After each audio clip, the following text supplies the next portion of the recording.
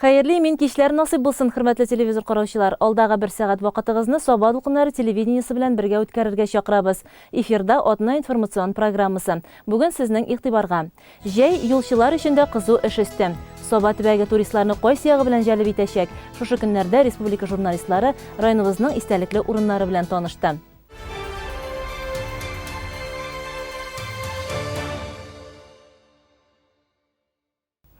Әлеге һәм башка яңалыклар белән тулырак танышырбыз. Җәйге чор юлчылар өчен дә эшнең иң кайнаган вакыты.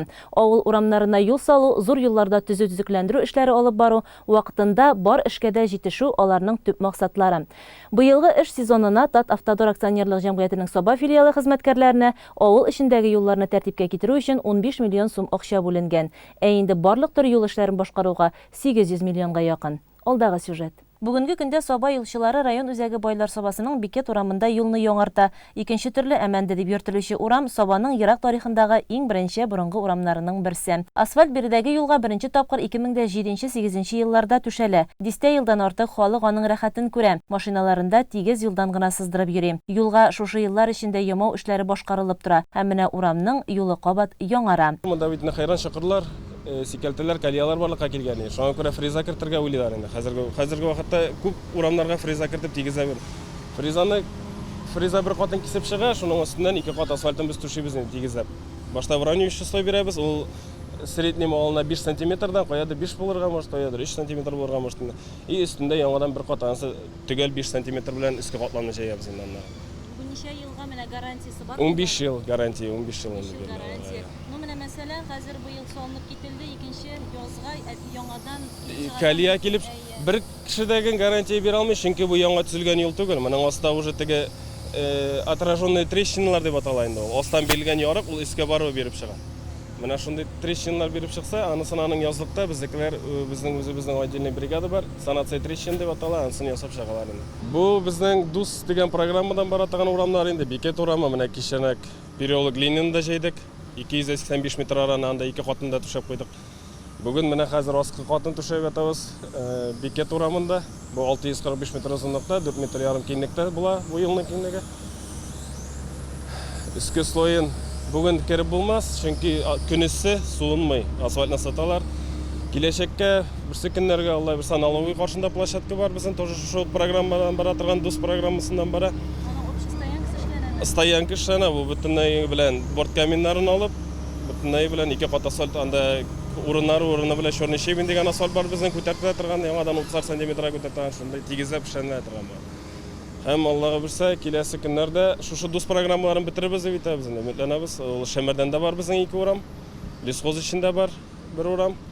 Һәм зур объектлардан безнең Алла берсе киләчәктә шушы обход сатыш Байлар Сабасы юлы көтә. Бу безнең газ шатыннан шушы телевышка шатына кадәр инде. Анда инде кырып куйгансыз. Менә ул кырылды, Алла берсе ул бар. Аннары зур юллардан тагын Саба Тимиршык Симет юлы. Бу Тимиршык эшеннән Мишәнгә таба инде. Изгеләр чишмәсе юлы эшләнелә. Кайсы вакытка? Бу Алла берсе августларга, сентябрларга дип торабыз инде.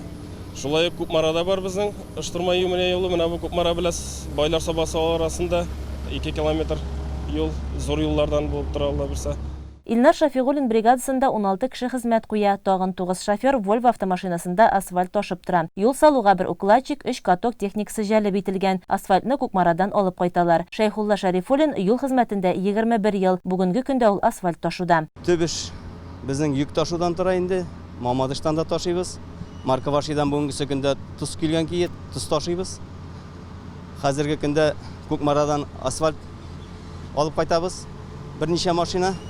Андары Рыбныйга том килгән кие, Рыбныйдан ком ташыйбыз. Иртәләрендә шәп китәргә туры килә. 3ләрдә, 4ләрдә дәген. Шоферларыбыз әйбәт, тырыша инде, молодцы. Аларның эшләре авыр, конечно. Асфальт бер атлы килеп тора инде. Беребез китә, беребез бушата. Тегеннән төяп заводтан төяп шәп китәбез инде. Без шәп китсәк, икенче машина басып кала инде заводта. Аны төйләр, икенчесе баса инде. Бер атлы тизелеп кайтып бушатып торабыз инде асфальтны. Сатыш авылыннан Әтиле уллы Әюп, Фәнис Гариповлар икесе дә каток белән түшәлгән асфальтны тыгызлый. Әюп абыйның да 2 ел гомере юл эшенә бәйле. Менә хәзер 20 сезонга кирдек, Аллага шөкер, исә табылсак 20 сезонда Элек дизель шалбарлы тракторлар белән эшләдек. Ул вакыттагы шартлар белән хәзерге шартларын чагыштырырлык түгел. Бик зур айырма шит техникалары белән эшлибез. Хәзер таләпләр дә зур билгеле. Тырышабыз инде, коллективыбыз бик тату, Аллага шөкер, бер-беребезгә ярдәмләшеп яшибез, эшлибез, бер-беребезне авыр вакытта алыштырырга җегетләр. Рәхмәт. Булышалар, тырышабыз. Менә 15 елдан бирле улым да минем белән эшли, икебездәген шу катокларда эшлибез инде. Сиздә эшлибез, астан өсте кояш, менә быел бит инде. Көнне кояшлы вакытта эшләп калыйк дип, иртәдән кичкә хат эшлибез инде. Вакыт белән кай вакытта исәпләшеп тә бетермибез. Саба филиалы юлчылары Кукмара районы биләмәсендә дә эшли. Андагы авылларда да, авыллар арасында да юллар төзелешен, ремонтын башкара. Быел Тимоша Кызыл Миша арасын эшләдек. Анда 2 кат асфальт түшәбендә тоже тигезләп, уранивающий слой белән.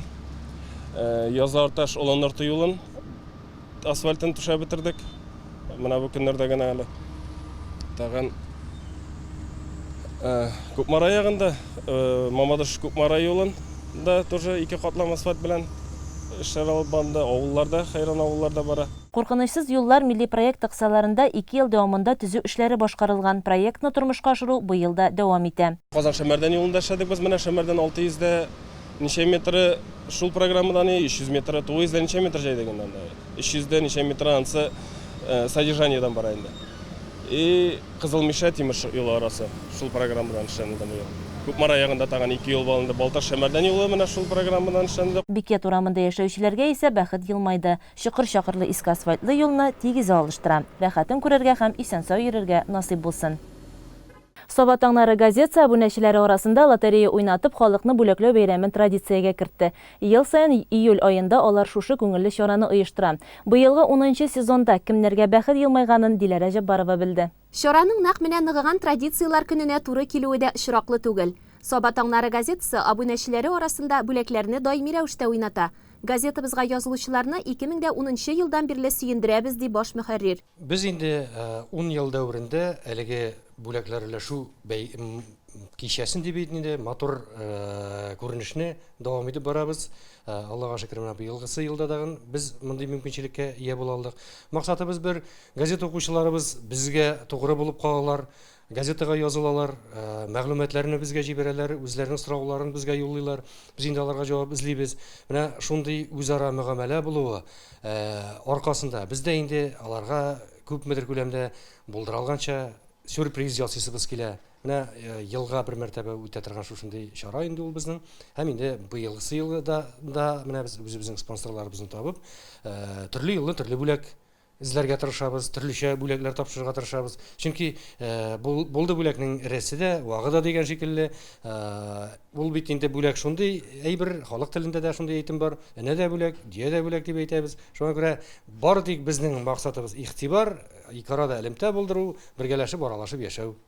Барлыгы 350 квитанция кабул итеп алынган. Спонсорлар Татмедиа акционерлык җәмгыяте һәм Собадагы хай-тек көнкүреш техникасы кибете. Бүләкләрдә саллы, җиләк-җимеш өлгергән вакытта иң кирәклесе булган шикәр комы, хуҗабикәләрдән бер дә артмый торган он һәм җәйге чорда бик уңайлы транспорт чарасы велосипед. Быелгысы елда инде без эшмәкәрләргә күпчелек мөрәҗәгать итәдер идек. Быелгысы елда инде без хай-тек сәүдә үзәгенә мөрәҗәгать итсәк, Хисанов безгә Булат ярдәм итте. Һәм шулай ук инде үзгәрәк буларак быелгысы елда Татмедиа акционерлык җәмгыяте дә үзенең ярдәм кулын сузды. Менә ул да безгә зур этәргеч бирде. Һәм инде әйтәсебез килә, алга таба да шушындый традиция югалмасын иде, ешрак булсын иде. Чөнки газета укучыларыбыз безнең арабыздан китмәсеннәр, алар даими аралашып, язылсыннар иде газетага.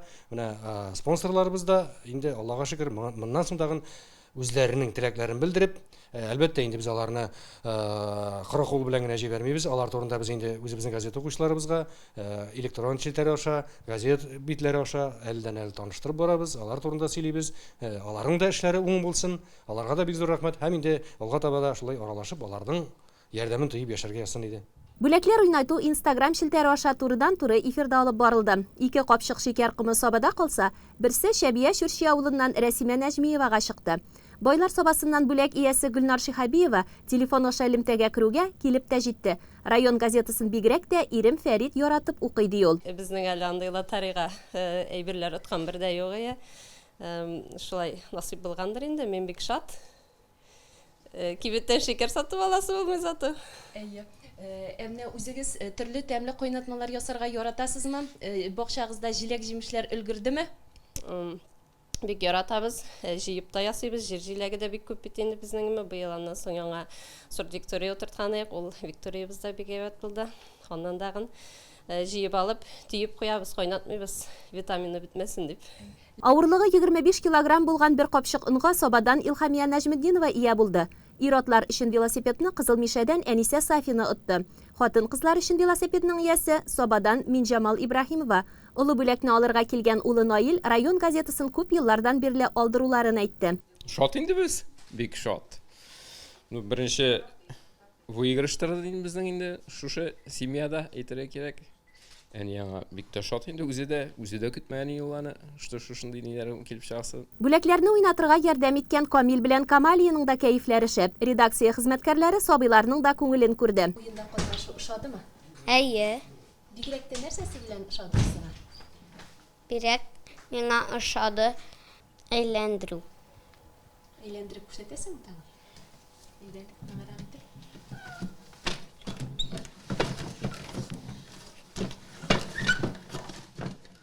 Миңа бигрәк тә курчак ошады. Бәхетле отыш ияләрен котлыйбыз. Саба таңнары редакциясының матур традициялары дәвамлы булсын. Бойлар собасы. Туган ягыбызның һәр яклап бай икәнен исеме үк әйтеп тора. Саф һавасы, яшел урманнары, биредә җитештерелүче товарлар, сәламәтләндерү үзәкләре, ял итү парклары барысы да шәһәр ыгы-зыгысыннан ял итү өчен иң яхшысы. Ә узган атнада районыбыз бер төркем башкалабыз журналистларын каршы алды. Тулырак алдагы материалда. Дөньядагы вазгыять үз кагыйдәләрен урнаштыра. Быел күпләрнең чираттагы ялы үз илебез республика белән якыннан танышудан башланды. Саба районы искәрмә түгел. Прошлого года, вы, наверное, уже слышали, у нас проводилась экскурсионные маршруты. То есть мы были ориентированы на группы. Это, то есть формировалась одна группа. Это вот мы начинали как раз с жителей нашего района. Формировалась группа и за определенное время посещалось несколько объектов. У нас сейчас их основных 3, и также параллельно из них, в зависимости от пожеланий клиента, получается, формируется несколько, ну, в среднем до 8 маршрутов получается. То есть вот за прошлый год у нас 926 туристов, 49 экскурсий было проведено за 3 месяца. То есть тогда была работана именно, проведена на экскурсионные маршруты. Групповые. Сейчас же мы делаем уже маршруты, направленные на индивидуальных туристов, чтобы в любой момент каждый человек, то есть не в зависимости от группы, например, с семьей приехал и смог посетить все наши объекты. То есть вот такая задача. В этом году вот мы именно на это нацелены. Вот у нас, например, Госкомитет по туризму разработал программу. Да, это проект «1001 удовольствие за выходные». Располагается информация на Визит Татарстан, на туристско-информационном центре Казани, портал, да, есть, и, то есть, и также туроператоры. Не только Казани уже как раз продвигает этот проект. Сатыш авылындагы уникаль музей-мәдрәсә 19 гасырның архитектура һәйкәле булып исәпләнә. Ул 18 гасыр ахырында төзелгән. Иң алдынгы затлы мәдрәсәләрнең берсе була ул. Биредә 300 шәкерт белем ала. Заманча мультимедияле технологияләр үткән гасырларга алып кайтып, музей җитәкчесе Фәнил Хадиевның сөйләвен тагын да байыта. Мәккәдәге Әл-Хәрәм мәчетен онлайн күзәтүдә мәдрәсәнең өстенлекле ягы. Райондагы авыл һәм мәчетләрнең интерактив тактасы кунакларда аеруча зур кызыксыну уятты. Бу әле сәяхәтнең башыгына, иң кызыгы алга таба. Тукай мәдәни спорт паркы собалларның һәм кайткан кунакларның иң яраткан урыны. Биредә вакытны күңелле һәм файдалы уздырыр өчен барлык мөмкинлекләр булдырылган. Балалар майданчыгына тиңнәр юк. Чит ил Диснейлары читтә торсын. Футбол кыры, йөгерү юлы, тренажерлар, фитнес, гольф уйнау майданчыгы, эскаладрон, роллер-дрон, скейт-парк эшли. Теләгең бар икән, пляж волейболы, баскетбол һәм башка күп төрле спорт төрләрендә үзеңне сынап карарга була. Сәламәт яшәү рәвеше алып баручылар өчен бу урын оҗмахка тиң. Район Районыбызның күренекле шәхесләре аллеясы, үзенчәлекле агачлар, гаҗәеп розалар, бузавык һәм мәгълүматның күплегеннән башкала журналистлары сүзсез калды.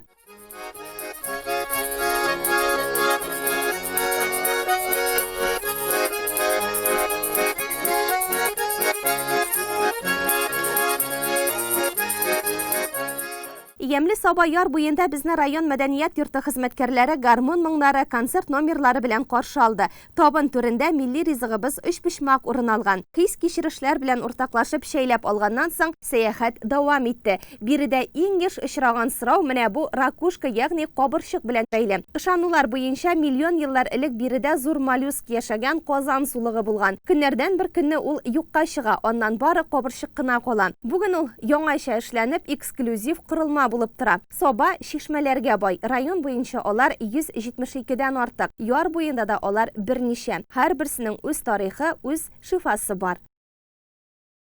Лесхоз аны икенче район үзәге дияргә була. Монда бер тапкыр килгән кеше киләчәктә дә изен суытмый. Иң күп мәгълүмат тупланган урман хуҗалыгы музее бары тик бездә генә. До начала экскурсии хочу вас ознакомить с историей основания данного музея. Музей истории Сабинского лесного хозяйства был создан по инициативе ветеранов лесного хозяйства и трудового коллектива. На средства лесхоза реконструировано здание дома лесника третьего лесничества Митрофана Николаевича Ломакина. Исторический памятник 1874 года постройки. Биредә сакланучы иң күп экспонатлар атказанган урманчы Нургали Миннаханов, аның эшчәнлеге гаиләсе белән бәйле. Ул уйнаган шахматлар кызыксыну уята. Саба урман хуҗалыгын җитәкләгәнче йөрткән иш 49 мотоциклы музейның төп раритеты. Аның улы республикабыз башлыгы Рөстәм Миннахановның президентлык вазифасына керешү тантанасыннан әзерләнгән фотоальбом да биредә саклана. Тарихи мәгълүмат лесхозда җитештерелүче товарлар, икенче каттагы урман җәнлекләре, кошлар, Идел буенда иң бай урман икәнлеген журналистларга тагын бер кат исбат итте. Бу җирлектә уңган, һәр яктан сәләтле матурлыкка гашык кешеләр гомер кичерә. Кыңгыраулар музее янында безне самавар чәе, кайнар коймаклар, үзебездә үскән җәйге нигъмәтләр белән тулы табын каршы алды. Очень нравится в Богатых Сабах, очень классно. Мы здесь первый раз. Всем советую приезжать. И татарстанцы, и не татарстанцы, пожалуйста, приезжайте. Здесь очень круто. Мы еще только посмотрели чуть-чуть совсем. Очень классно. Прям душевный район. Супер. Ну вот к себе поедете, что напишите? Я напишу, что заголовок каким будет? Богатые Сабы действительно богатые человеческим теплом, вот так скажу. Иң беренче әйтәсем килә, монда килгәчтен балачак искә төште, чөнки бик кунакчыл район, җиләкләр белән кунакладылар безне, чәй эчерттеләр, шундый рәхәт, күңелгә.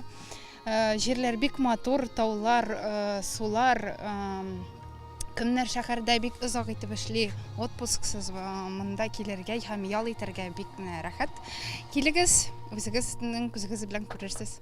Музей эшенә үтәбез. Бу якты бүлмәгә тупланган һәр кыңгырауның үз шыңы һәм иң мөһиме аларны үзеңә дә яңгыратып карарга була. В нашем музее представлено 238 колоколов, бубенцов и баталов. Большую часть коллекции колоколов собирал коллекционер из города Казани Рафаэль Ахтямов. Один колокол был подарен Раису Нургаличу Миннихановым. Нәкъ уртадагы зур кыңгырау 19 гасырга караган. Антикварны, ягъни борынгы әйберләр кибете өчен эшләнә ул, ләкин ул максатларда кулланылмый кала.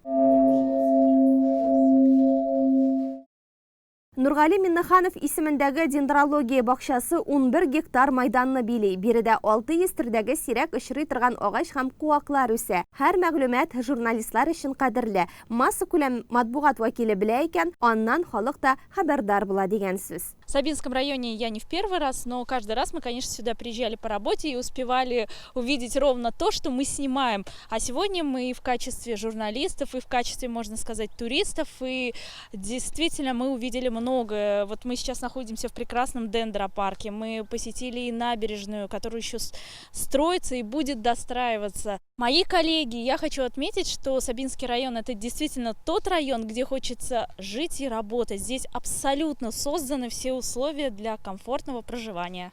Дендрология бақшасының үз әкияті да бар. Урман аланында убырлы қаршық 3 аю зирек ябалақ яши. Күңіліңдә ерткен хыялың болса, аны биредә теләргә була. Кім біле, бәлки, шынға ашар. Түрлі эш кораллары белән тулы ыстахана, шигүше, балта астасы йорты. Кул эшләренә битараф булмаган кешенең монда калып хыялланасы, тегәсе, шигәсе, яңадан-яңа матурлык үрнәкләре тудырасы килә. Бал, сувенирлар, лесхоз чәйеннән ясалган күргәзмәдәге һәр әйберне истәлеккә аласы килә.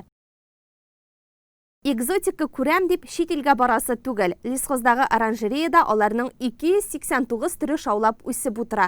Моңа өстәп 33 төрле кактус бар. Ананас, банан безнең ил халкының күпчелеге үз күзе белән күрмәгән күп төрле яшеллекне барысы да фотосурәттә саклап калырга ашыкты. На самом деле, в большом удивлении то, что кажется район, ну как бы тут что можно посмотреть? Поля, в лучшем случае есть река. К вам приезжаешь, у вас и ананасы, у вас и кактусы, у вас и такие замечательные поделки из дерева. Ну, то есть вот этот лес сказок, чтобы еще где-то я видел настоящее свое детское впечатление, там, избушка на курьих ножках, которая двигается, это же можно все потрогать, ощутить, и это просто круто на самом деле. И я, если честно, буду всем советовать, ну, у меня много друзей, которые тоже так же из-за того, что сейчас пандемия началась, вроде никуда выехать невозможно, оказывается, вот оно, всего, сколько там, 150-200 километров от Казани. И такая сказка в это попадаешь. Вот мне очень понравилось, что настолько все разностороннее. И то, что парк «Большая собака», как он называется, тоже все это как бы бесплатно и столько удовольствия. Хочешь себе и пляжный футбол, хочешь, там, не знаю, там, можно в гольф поиграть. Ну, вообще круто все, на самом деле. А сами еще раз приедете сюда? Да, с удовольствием. Уже когда, чтобы прям основательно, так, чтобы никуда не торопиться, все это посмотреть, отдохнуть. Потому что город, он есть город, ты устаешь от него. И хочется иногда какого-то спокойствия, и хочется еще и получить какие-то впечатления. Мы привыкли, конечно, ездить по всяким Европам, там, ну, по крайней мере, у меня получается, что за границей много отдыхаешь, а то, что под носом, мы фактически никогда его и не видим. А оказывается, есть очень крутые и люди, которые все это дело организуют и содержат, и с такой любовью все это сделано. Вейк парк лесхозның тагын бер визит карточкасы. Биредә 2013 елдан бирле экстрим яратучы актив яшьләр шөгыльләнә. Якын тирәдә ул бердән-бер. Спортчылар Кукмара, Күрше Киров өлкәсе, Түбән Кама, Казан шәһәреннән хәтта Пермь өлкәсеннән дә килә. Вейк борт һәм экипировкалар прокаты эшли. Пандемия чорында һәркем язылып үз вакытына гына килә. Бу спорт түрі буенча тәҗрибә булмаса, махсус инструктор ярдәмендә өйрәнү мөмкинлеге дә бар. Трассаның гомуми озынлыгы 170 метр, күлнең тирәнлеге исә 3 метрга җитә.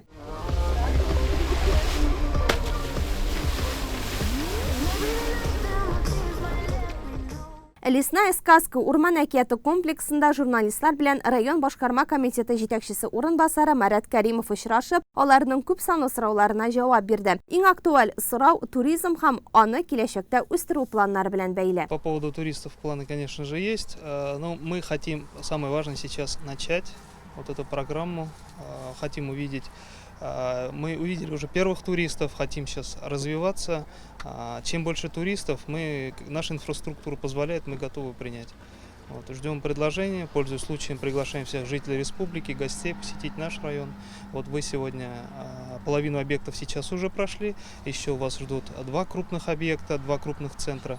Все увидите, я думаю, впечатления мы с вами потом еще обсудим, и вы еще нам скажете, где нам нужно доработать, где что хорошо. Поэтому мы открыты, наши ворота, так скажем, не к слову, открыты всегда. Ждем всех гостей, всех туристов на туры выходного дня, 1001 удовольствия. Были какие-то сложности в организации подобного тура? Изначально были. Мы сначала проводили такие туры для своего населения, для своих сотрудников, для работников. Вот какие-то замечания, когда были, мы их по ходу устраняли. Но без замечаний ничего не бывает. Мы готовы к критике, если что, вот, готовы услышать ваши замечания. Будем исправляться, будем работать. Как бы направление в целом для сельских районов, для республики, оно относительно новое, поэтому в этой части нам еще самим нужно где-то как-то переосмыслить, перестроиться, понять, что такое туризм. Вот. Мы готовы к открытиям, готовы работать. Уже начало положено. Әлеге комплекс сәяхәтчеләр районыбыз кунаклары яратып туктала торган урын. Кунакханә рәсми рәвештә 80 кешегә исәпләнгән. Урман әкиятендә теләге булучылар зоопаркны карый ала, лазертак уйнарга, квадроцикл, катамараннарда йөрергә була. Ялны файдалы уздыру өчен барысында эшлибез ди комплекс хуҗасы Рифкат Фәхретдинов. Было чистое поле, построили дома. Сначала как лагерь хотели, потом немножко формат поменяли. Здесь у нас основном живут спортсмены, которые на карте. Здесь очень много спортивных объектов, вы убедились, да, в этом. Они приезжают, например, сейчас картингисты у нас, бадминтонисты живут. В принципе, у нас каждый дом рассчитан на 24 человека, порядка общий номерной фонд, то есть по количеству коек-мест где-то порядка 100 человек мы можем принять. У нас 22 гектара земли, полностью у нас электрификация, оптоволокно мы провели, то есть интернет здесь есть, газа нет, но на следующий год, надеюсь, у нас будет газ. У нас чистейшая вода, родниковая скважина. Кунакларның ялы күңеле үтсен өчен һәр нәрсә барлык нечкәлекләргә кадәр уйланган. Мне очень понравился в Сабинский район, действительно он меня удивил. Больше всего, конечно, колоритом, понятно, такой сельский колорит, но и в тот же момент здесь очень развита инфраструктура, что удивляет. Часто такого нет во многих городах, в Татарстане, понятно, есть, но в других, допустим, регионах, мне кажется, какие-то городские поселения могли бы поучиться, как строить, чем привлекать туристов. Здесь очень интересно, действительно, и богатые СБСами, и парк мне очень понравился, он такой современный, и набережная. И дендрарий на самом деле меня удивил. Искала недавно дендрарий, к сожалению, не нашла. И вот сегодня так для меня стало удивлением, что здесь есть такой богатый выбор. Что посмотреть, я бы, конечно, посоветовала его многим посетить. Сабантуй мәдәни спорт комплексында журналистлар күңеленә хуш килде. Биредә стендка ату комплексында үзенең төс атуын сынап караучылар да табылды. Бауда йөрү майданчыгы гаять кызыклы, аны аеруча яшьләр үз итә. Биредә кунакларны ат спорты комплексы белән дә якыннан таныштыру булды. Мингар Тауэр соңгы арада аеруча шоу-бизнес вәкилләре арасында популярлашкан ял итү комплексы. Аны беренче тапкыр күрүчеләр Сөембикә манарасының игезәк сыңары ди. Тау астында кечкенә генә авыл. Бу да ял итү объекты. Саф һава, чиста экология, дөрес туклану, көзгедә ялтырап ятучы күлләр, утын мунчасы, бассейннар. 1000 тапкыр ишеткәнче, 1 тапкыр күрүең артык. Бу мәкаль Тулайым Саба районы хакында. Соңгы вакытларда мәдәният хезмәткәрләре Саба ял паркында кичләрен бирегә килүчеләрне музыкаль чыгышлары белән ял иттерә. Кичә исә үз җыр-моңнарын Татарстан Республикасының атказанган мәдәният хезмәткәре Рәйсә Имамиева җитәкчелегендәге Гөлбакча ансамбле йолдызлары җырлы бәйрәм ясады.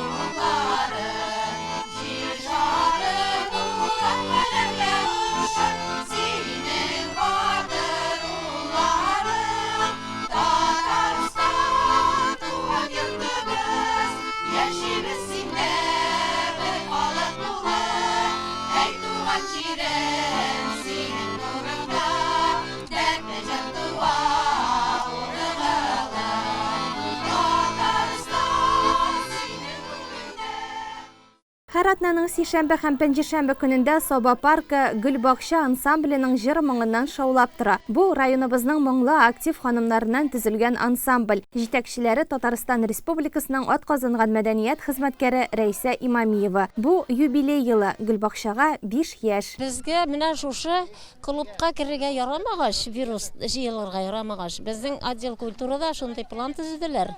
Урамнарда чыгыш ясарга дип. Анда инде безгә тәкъдим иттеләр. Менә бу айның 2 көненә инде безнең Нурислава худрок бит инде. Кайсы көннәрне буласыз дигән, шуны әйттем, безнең репетиция көннәре вторник, четверг, менә шуларга куйгыз дидем. 2 август айында мин уйлап торам, урып җыю чорында җырлап бирергә ярамаса, амбарларга барабыз. Игенчеләр каршына. Тахир Исмәгыйлев ансамбльнең бердән-бер баянчысы. Ул оешканнан бирле җырчы ханымнарны үзенә каратып тора. Төркемдә һәркем бер фикердә. Хатын-кызлар белән эшләве кыен түгелме дигән сорауга баянчының уй җавабы. Бик җиңел өлкән кешеләр белә. Алар сабыйлар түгел бит. Булдыралар, молодцы. Тавышлары әйбәт, күз тимәсен. Аңлыйлар. Татар халык җырларының үз тарихы бар. Ретро җырларның барысы да диярлек бу ханымнарны яшьлеккә алып кайта. Роза Хисматова ансамбльгә иң теләп йөрүчеләрнең берсе. Мин биредә күңелгә рәхәтлек, җанга тынычлык алам ди. Мин инде Рейсапа эшкә килгәннән бирле шушы түгәрәкләрдә йөреп торам. 5нче класстан бирле инде ул. Иң башта халык уен кораллары оештырып җибәргән Рейсапа. Шунда җырдым. Аннары лира кызлар ансамбле, аннары хатын-кызлар ансамбле, аннары Нәүрүз ансамбленнән соң менә шушы Гөлбакча ансамбле оешканнан 4 ел инде хәзер менә шуннан бирле шунда җырып торам. Икесендә дә җырыйм. Сезгә аеруча кайсы җырларны башкарырга ошый? Башка да инде бу ретро ансамбль булгач, элеккегә менә элеккегә үзебезгә барбыр ятышлы бит инде, йөрәккә ятышлы ул җырлар. Шулай да иң якыны бардыр бит инде. Менә туган авылым. Урам туган авылым дигән җырны.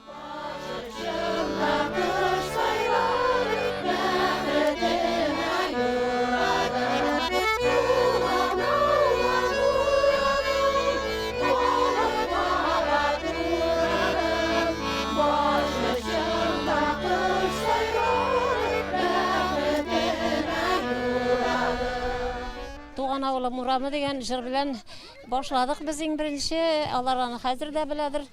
Аның артыннан "Үй артымда Гөлбакча" дигән җырны алдык без. Рамил Хурамшинның теге ул популяр җыр инде заманында булды. Без аны шул "Үй артымда Гөлбакчаны" бии җырладык. Бии җырлаттым инде. Мин үзем теге берәр кеше килмәсә генә ансамбльгә басам, килсәләр бөтенесе үзләре генә җырлыйлар.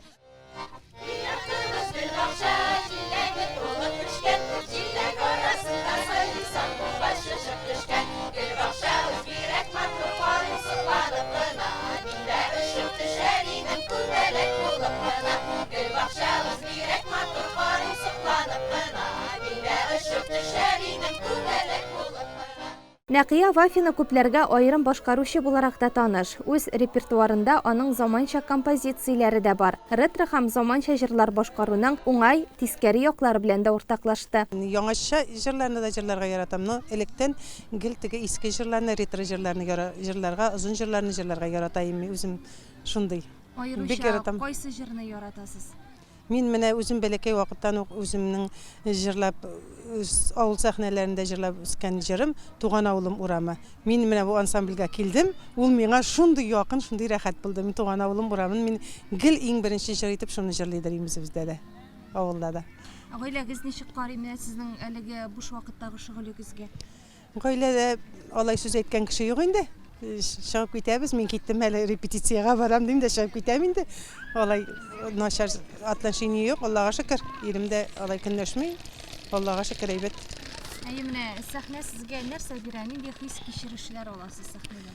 Сәхнәдән инде үзеңә энергия аласың, рәхәт. Менә үзебез белән йөргәч мин инде теге беренче генә чыгу түгел бит.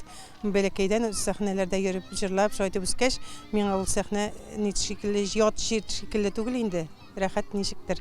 Үзеңә ни була менә. Рухи язык та аласың бит инде сәхнәдән барыбер рәхәт инде җырлап йөргәч. Кызыгалар да әле безнең булай җырлап йөргәннәргә менә кайбер кешеләр бездә барыр, шул ансамбльгә урын юкман да дип тә сораучылар күп инде бездән. Борынгыдан килгән гореф-гадәтләребезне, телебезне, халык җырларын, милли уен коралларын саклап калу безнең үзебезгә, татар халкына кирәк. Гөлбакчалылар беренче чиратта нәкъ менә шуны максат итеп куйган. Әбиләрне ияреп репетициягә оныклары да килә. Алар бу асылны аңлап, миллилекне күреп үсә.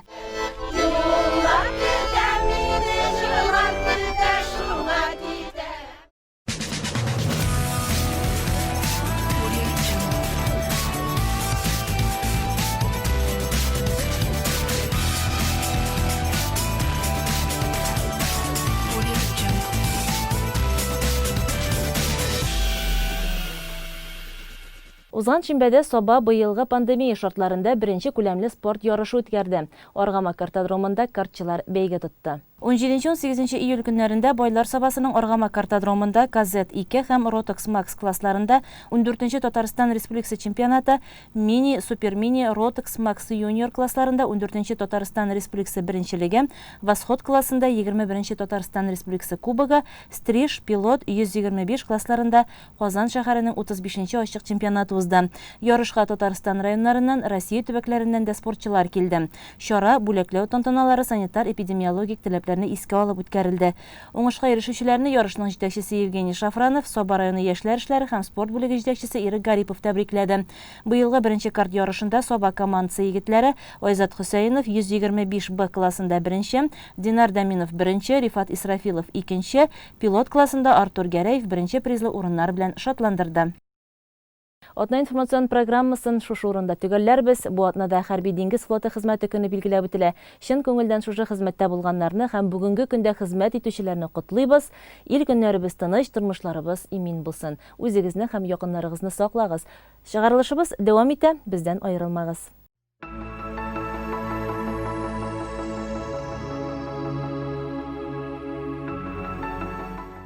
Илдус Нигъматуллинга алмашка Саба райкомының беренче секретары булып Мансур Газизов килә. Ул идарә иткәнче тарих битләренә Советлар Союзының таркалу вакыты буларак кирип калган. Коммунистик партияләр бетерелә, идеяләр алышына. Идарә органнары да зур үзгәреш кичерә. Моннан соң ил республикалар белән президентлар идарә итә башласа, кичерәк субъектларда җитәкчелек хакимият башлыкларына бирелә. Саба районының беренче хакимияте башлыгы Фәрит Гыйльми улы Гыйльмиев була. Фәрит Гыйльми улы Гыйльмиев 1946 елның 2 августында Саба районының Казанчы Бигәнәй авылында туа. Хезмәт юлын 1968 елда авыл хуҗалыгы институтын тәмамлаганнан соң Икшермә совхозында инженер булып башлый. Армиядан соң да ул эшен биредә дәвам итә. 1974-77 елларда Саба районы сельхозтехника оешмасының Теләче бүлегендә баш инженер вазифаларын башкара. Ә инде 77 елдан ул монда идарәче дәрәҗәсенә күтәрелә. 1984-86 елларда Сабаның Госкомсельхозтехника район берләшмәсе идарәчесе булып эшли. Берничә ай агропромышленность берләшмәсенең рәис урынбасары булып торганнан соң халык депутатларының район советы рәисе була. 1992 елдан 97 елга хәтле Фәрит Гыйльмиев Саба районы хакимияте башлыгы. Җитәкче кеше үз сүзендә тора белә торган кеше булырга тиеш. Әгәр дә вәгъдә әйткән икән, уларны ничек кенә булмасын, кешенең ышанычын акларлык итеп, ул вәгъдәне үтәргә тиеш. Нинди генә авырлык булмасын, әйткән сүзен ул тормышка ашырырга тиеш. Иң беренче. Икенчесе, үзенә перспективага план кура белергә тиеш. Мен әйткәнемчә инде, хотя бы 15 елга. Менә бу электрлаштыру буенча безнең районда, минем чорда бер агач багана да калдырылмады, бөтенесе дә алмаштырылды. Әлеге 60-нчы елларда утыртылган баганалар бөтенесе инде менә железобетонный баганалар алмаштырылды. Күп кенә трансформатор подстанциялар яңасы төзелде. Һәм аннан тыш әле Катабукаш белән Саба арасына икенче линия, Саба һәм Шәмәрдән арасында икенче линия параллель 110 киловольт киловольтлы линия салдырылды. Бу нәрсәгә? Бу менә шушы алдагы бер 50 елга ышанычлы электр энергиясе белән тәэмин итү өчен, районны тәэмин итү өчен менә шул нигез салу дигән сүз. Ничектер миңа шундый чор туры килде инде, хезмәт нәтиҗәсеннән сөенеп, шатланып яшәргә насип булды миңа. Һәрбер километр салынган асфальт юл ул халыкның тормышын җиңеләйтә. Ул асфальт юлдан иң беренче авылга килә торган асфальт юлдан иң беренче авыл малайлары велосипедкә утырып чабыша башлыйлар. Менә шуны күргәч, аларның шатлыгын күргәчтен, менә шуннан үзең дә сөенеп китәсең. Аннан тыш инде авыл халкы сөенә. Иң беренче эш хуҗалыкка, авылдагы эш хуҗалыкка газ керткәчтен. Аларның йортында без инде ятимрәк семьяларны аларга тырыша идек, әбиләрне аларга тырыша идек. Шул әбидә кайнап чыккан чәйнектәге чәйне эчү, аннан да рәхәт нәрсә юк. Менә шушы рәхәтлекләр, менә бу сөенечләр бөтен авырлыкларны котлый да куя. Фәрит Гыйлмиев район хакимияте башлыгы буларак үзенең эшчәнлегенең төп юнәлеше итеп халык ихтыяҗын канәгатьләндерүне куя. Нәкъ менә 1992-97 елларда районыбызны газлаштыру тулы көченә барып, эш күрсәткече 80-85% тәшкил итә. Асфальт заводлары төзелә. Елына 30-35 километр юл асфальтлап тапшыру безнең иң зур сөенечебез иде дип сагынып сөйли Фәрит Гыйлмиевич. Бу вакытларда районда төзелешләр дә шактый җирдә бара. Клублар, балалар бакчалары, мәктәпләр, торак йортлар һәр авылда диярлек салына. Бу хезмәтләр алдында иң беренче нәүбәттә гади эшче кулы югары бәяләнсә, алар белән идарә итүче җитәкчеләр дә аерым игътибарга лаек. Фәрит әфәнде үзе эшләгән җирнең барлык уңышлары алдында кулга-кул тотынып эшләгән урынбасарларының өлеше һичшиксез зур ди. Төп районда көчле предприятиеларны җитәкли торган җитәкчеләр дәген минем урынбасарлар, элеккеге урынбасарлар, мин аларны менә шушы администрация һәм республика уровеньда эшләүгә өйрәтеп, берникадәр практика алдырганнан соң, мин аларны менә шушы райондагы төп предприятиеларга, иң көчле предприятиеларга җитәкче иттереп куйган идем. Алардан бүгенге көнгә тикелешләр һәм районны тартып алып баралар. Алар менә газовый управление аларга кирәк. Ул минем урынбасар иде, Мухитдинов Исмаил Ибраевич. Агроснаб Хурамшин Фанис Шайхразевич, ул минем урынбасар иде. Сельхозхимия Каримов Ильхам Залялович, ул минем урынбасар иде. Шикапов Талгат Багавиевич, ул минем урынбасар иде. Набилин Фархат Ахлович, ул минем урынбасар иде. Сельхозтехникада Миннебаев Ильшат Рашидович, ул минем урынбасар иде. Менә күрәсез, алар бүгенге көндә дигән уңышлы эшләп баралар. Һәм район өстендә үзләренең коллектив өстендә торган бурычларны намус белән башкаралар.